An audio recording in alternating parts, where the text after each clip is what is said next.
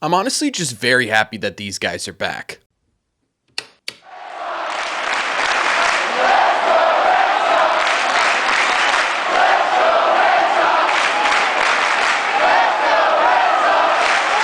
What is going on, everybody? Welcome back to Red Seat Radio. My name is Corbin, and thank you very much for clicking on this video. Feels like we've been talking about these two guys over the last week, like every single day, right? And it's because they've had so many updates over the last 48, 72 hours. But now, ladies and gentlemen, they are back on this Red Sox team, and hopefully they're going to be pretty impactful players for the Red Sox down the stretch. Of course, I'm talking about first and foremost Rob Refsnyder, who spent pretty much exactly 10 days on the IL. I feel like you never really see that too much. He was placed on the IL on August 18th. He's now back on the Boston Red Sox on August 28th. However, it was backdated a little bit to August 15th, so it's not technically 15 days. I know that's a little confusing. I'm sorry, but either way, I'm pretty excited to get Rob Refsnyder back because Rob is a pretty important player on this team. I know he's not a regular player, but he's one of the best bench bats in Major League Baseball, and it feels like recently specifically, he's been a bit of a catalyst for this Red Sox team against left-handed pitchers. Now, I understand that Rob Refsnyder and Alex Bregman and other players are very good against lefties as well, probably a little bit better statistically than Rob Refsnyder, but it feels like Rob Refsnyder really sets the tone against these lefties. This season, he's hitting .287 with a .384 on base percentage and a .521 slug against lefties, for a .905 OPS. It's not exactly shabby numbers. And on top of that, I feel like it's underrated and not really mentioned too much that Rob Refsnyder is a bit of a leader on this team. Guys like Marcelo, guys like Jarren Duran specifically have talked about how cool, calm, and collected Rob Refsnyder is and how it's helped them really develop in Major League Baseball. It's sort of this trio of Trevor Story, Alex Bregman, and Rob Refsnyder helping these young guys out. So obviously getting him back in the clubhouse in general is just going to be nice as well. Now, what's interesting about the move the Red Sox made to get Rob Refsnyder onto the Major League roster again is that it's kind of a temporary one.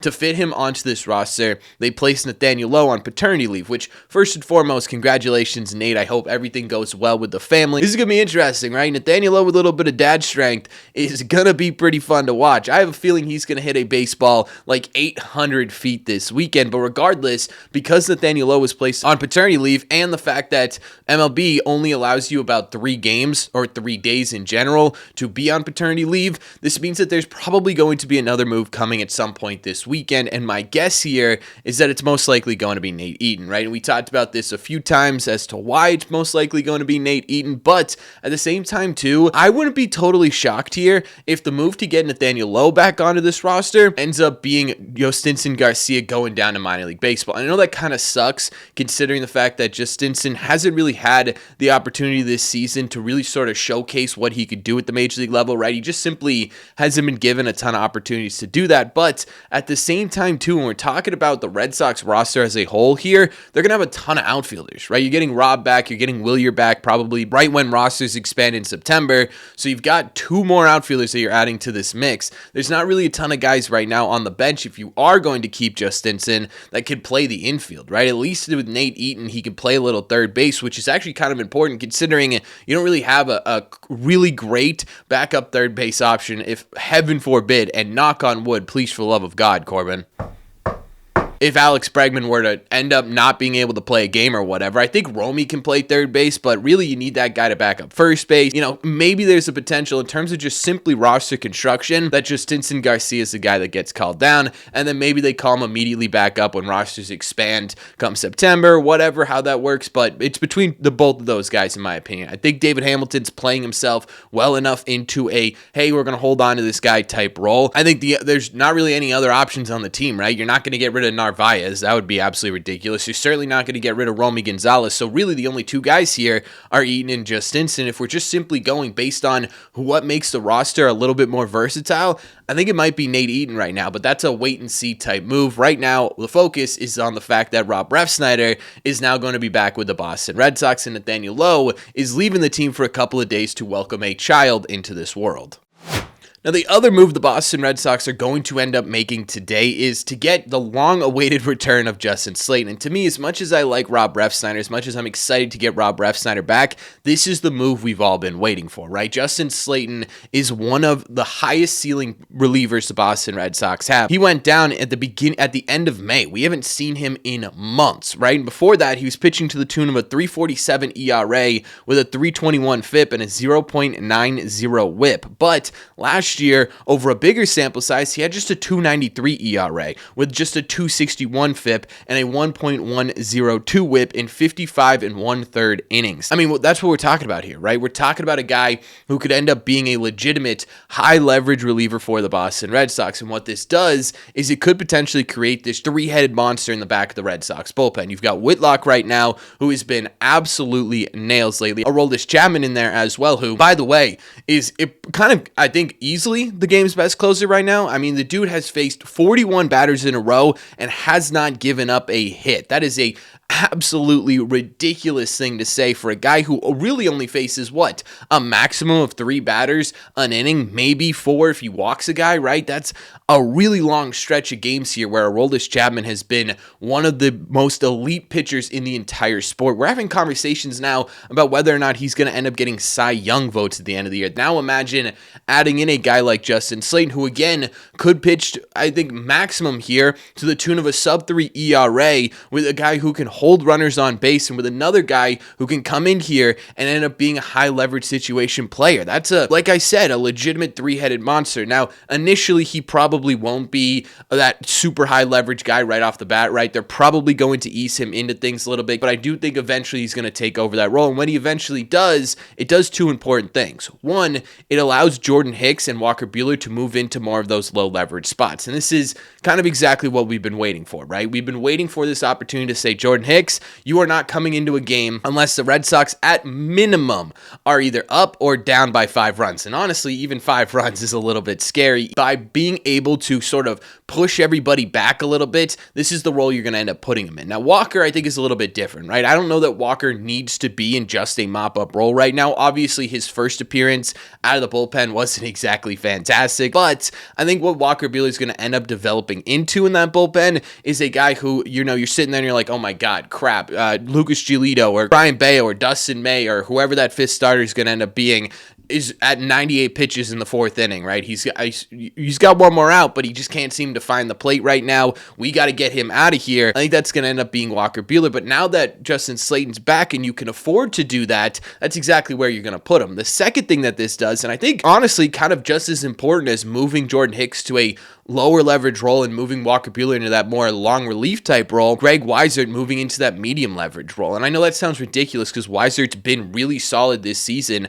but what he's really solid at are holds, right? Trying to make sure that a game stays exactly where it is. We've seen him sort of be that 8th, 9th inning type reliever before, and while there was some success there, I think he's just so much better at being able to be that guy, right? The 6th inning, 2 outs, 2 runners on, you got a tough righty coming up. You can go to Greg Weissert and keep the game exactly where he is, and that's where he shines, right? So by bringing in Justin Slaten, you get Greg Weissert in that 6th inning, you get Walker Buehler in that 5th inning, you get Justin Slaten in the 7th, Whitlock in the 8th, and then Aroldis Chapman in the 9th. I mean, the bullpen's been great lately. This could make it even better. So I'm unbelievably excited to get Justin Slaten back. I think it's just absolutely massive to make your bullpen so much higher in terms of your ceiling at such a critical point in the season, right? To be able to say that this bullpen's been really good and is only going to get better the rest of the way, yeah, that's a really, really good thing for the Sox.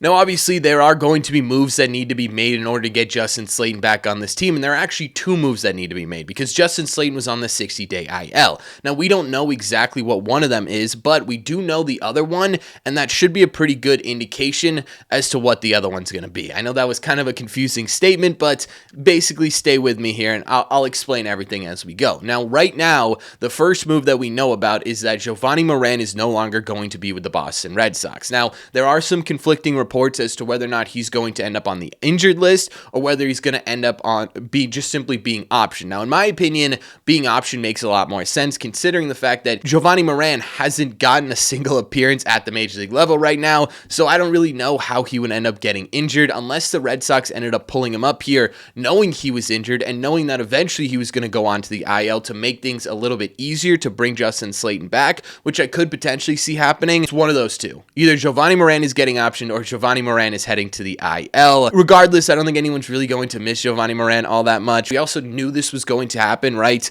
Yesterday, we talked about the Jovani Moran move and the fact that he was ultimately a placeholder for somebody. We made a guess that it was either Slaten, Harrison, or Tolle. Obviously, it ends up being Slaten here, but Jovani Moran is on the 40-man roster still, right? Regardless of whether or not he goes to the IL or unless it's the 60-day IL, which I would be really shocked by, or whether he was optioned, right? That still keeps him on the 40-man roster, which means you still have another move here. You still have to find a way to fit Justin Slaten onto this 40-man. And for this, there are a couple of options here. Now, the first thing they could do is they could DFA somebody, and some of those options are Chris Murphy, Zach Kelly, or Isaiah Campbell. To me, the only one that really makes sense in that group there is Isaiah Campbell, right? Zach Kelly definitely hasn't been the greatest this season, but I think there's still more to him than Isaiah Campbell. I think Chris Murphy's been great this season. He just sort of lost his ability to throw strikes towards the end there. I don't know that it's worth DFAing and losing Chris Murphy just simply to get Justin Slaten onto the 40-man roster. Isaiah Campbell, I wouldn't be surprised by, right? We talked about this when he went down. It feels like he being a 40-man spot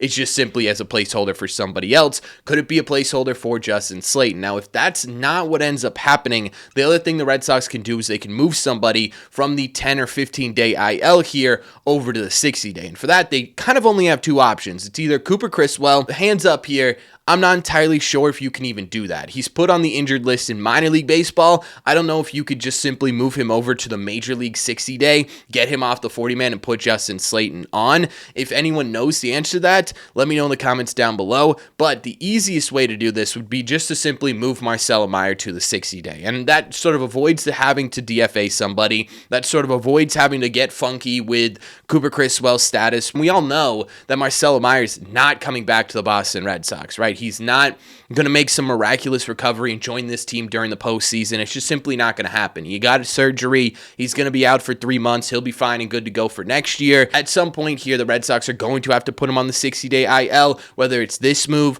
or whether it's the starter that should be coming up this weekend. So this one could just simply be the easiest one to go. So in my opinion, what it boils down to is one of two things. Either it's going to be an optioning or an injured list for Jovani. In my opinion, it's going to be the optioning of Jovani. Then it's either going to be a DFA of Isaiah Campbell, or it's going to be transferring, I should say, Marcelo Meyer over to the 60-day IL. In my opinion, to be honest with you, I think we could see both of those things happening by the end of this week, right? I think even if you end up saving Isaiah Campbell and moving Meyer over to the 60-day, he's going to end up being DFA'd for Tolle or Kyle Harrison, and then vice versa, right? If Marcelo's not moved to the 60-day, he'll be moved to the 60-day to get these guys on here. I know it's a little bit confusing, but ultimately, the thing we have to remember is that Justin Slaten's coming back, Jovani Moran's coming down, and someone else is getting moved either by DFA or to the injured list.